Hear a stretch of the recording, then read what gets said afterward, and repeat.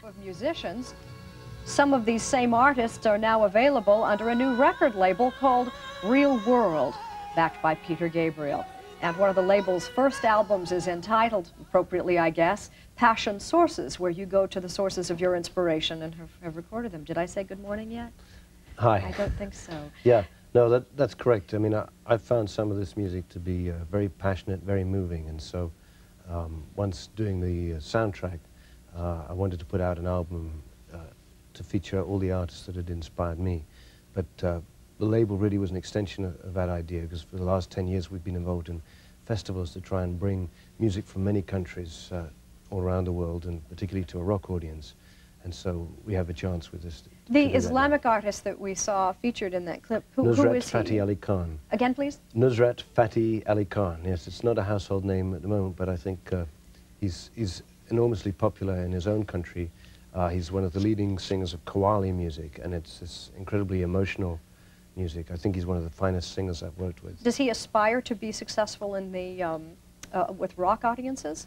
I think so. I mean, I think many of the artists that would love to have a larger audience and a chance to be listened to. I mean, it's not going to appeal to everyone, but I think there are many people like us who sort of over the years have discovered this, who could really find this music very exciting, very powerful. Every recording label is going to get tapes over the transom, so to speak. I'll bet your mail is more interesting than most. I think, yeah, it's fascinating. Your address is known. Let's look at some more.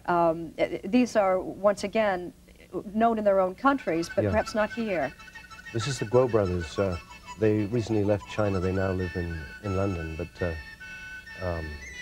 they are, I think, stunning instrumentalists, and they've put together a group from the Beijing Orchestra.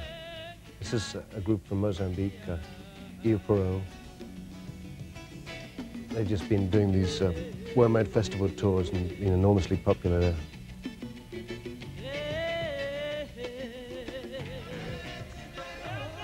This is Sabri brothers. They're another Qawwali group. They're also from Pakistan, and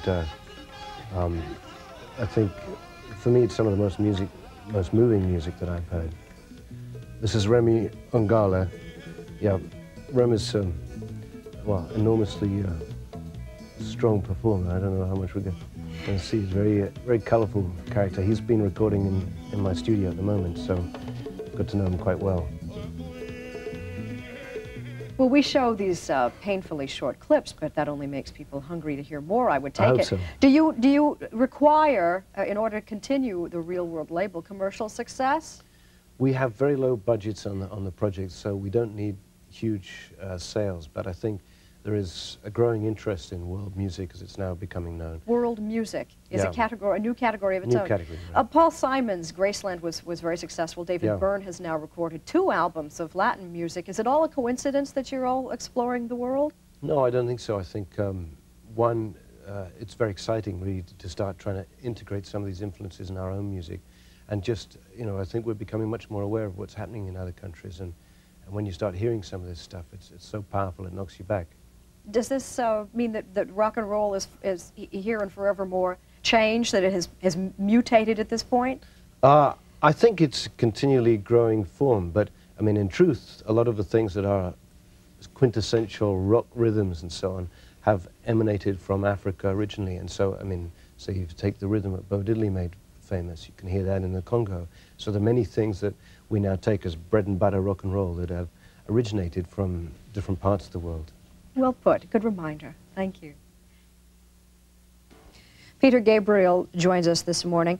It occurs to me that you've established a reputation for yourself that's going to be a little difficult to live up to. You are one of the real good guys in music, aren't you? Well, I don't think so. I mean, I think there's a few people now that are getting involved, and yeah, there is a slight comeback now in that I think we're being branded as benefit whores, you know, available for any cause. And I think it's very important, though, that musicians do stay with certain causes. Perhaps it shouldn't be the same faces appearing at every event, and each person should find something that they feel strongly about and stick with it. Well, because every time you stick your head up and say, I do care about something and I'm available to help you, then every other worthy cause will want a piece of you, so how Yeah. do you say no? Well, it's very hard. I mean, I think I probably have over 250 requests in for the moment, and some of them are very important. But I took a lot of time over the last 2 years on the various projects that I was involved with Human Rights Now and the Peace Concert. And now I have to take some time for myself, and I'll probably get back into some of that work when I finish the next album. Well, I think you're allowed. Would you confirm a story I'd heard that you've done so many pro bono concerts that you're broke? No, I'm not broke, fortunately. There's a situation where cash was a little tighter than anticipated, but I think it's fine. Good.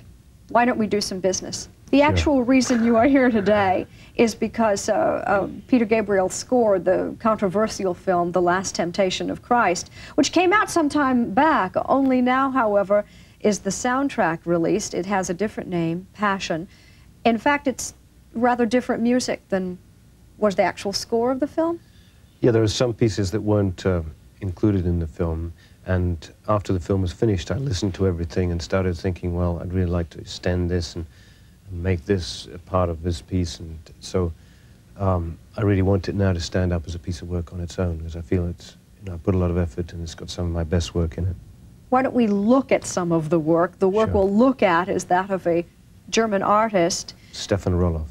How many levels could you watch that on? Art, music, spirituality, given that it went with the music, which you call intentionally spiritual. So how many levels are there? Well, I think there's a lot of artists now in many fields who don't want to stay in the little boxes in which they sit. You know, I think there was a trend in the end of the 60s, the sort of multimedia exploration. And I think that's coming back now in a big way. And we're working on a sort of alternative theme park project at the moment with... Pardon? Yeah. Like an amusement park? That sort of thing, but trying to involve painters, psychologists, musicians, architects to design pathways of experience. And I think there's a lot of people now that I've talked to that seem very interested. And I'm sure we're going to see a lot more of that emerge, and in many areas where people from many different backgrounds are working together. You strike me as someone who doesn't have a muse. You have a team of horses, and they're Yeah. all clamoring inside your head to find their own expression. How do you divide your day? How do you know whether you're a music or a, Yeah. you know? Well, I think with difficulty, I mean, in some ways I think I'm a jack of all trades, but I think the decision making and the way you put things together is as important as getting particularly skilled in any one of them. And so I think that's something I like doing, and very much enjoy collaborations with people from many fields. Well, thank you for letting us in for a few minutes. My pleasure. And we'll be back after this.